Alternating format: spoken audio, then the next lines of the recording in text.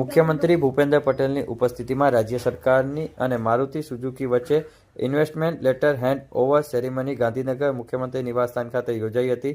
Maruti Suzuki India limited Khoraj ખાતે 35,000 કરોડ રૂપિયાનું રોકાણ કરી નવો વિલક્રમ મેન્યુફેક્ચરિંગ પ્લાન્ટ સ્થાપવાનો નિર્ણય લેવામાં આવ્યો છે. જીઆઈડીસી દ્વારા ઉપલબ્ધ કરાયેલી 1750 એકર જમીનમાં આ પ્રોજેક્ટ વિકસાવવાનો પ્રસ્તાવ મુકાયો છે. આ નવા પ્લાન્ટથી સીધા અંદાજે 12,000થી વધુ લોકોને રોજગારીનો અવસર મળશે.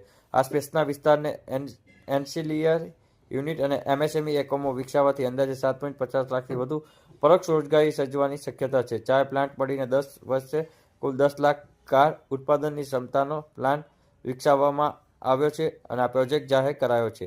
આ પ્રોજેક્ટથી ગુજરાતની ઓટોમોબાઈલ હબ તરીકે વધુ મજબૂત બનશે એવો વિશ્વાસ રાજ્ય સરકારે વ્યક્ત કર્યો છે. આ કાર્યક્રમની અંદર મુખ્યમંત્રી ભૂપેન્દ્ર પટેલ, નાયબ મુખ્યમંત્રી હર્ષ સંઘવી તેમજ મુખ્ય સચિવ મનોજકુમાર દાસ સહિત ઉચ્ચ અધિકારીઓ તેમજ આ જે છે મારુતિ સુઝુકીના મેનેજિંગ ડિરેક્ટર હિસાશી ટાકેઉચીની ઉપસ્થિત રહ્યા હતા. આ કાર્યક્રમ મુખ્યમંત્રી નિવાસસ્થાન ખાતે 17 જાન્યુઆરીના 12:30 વાગે યોજાયો હતો.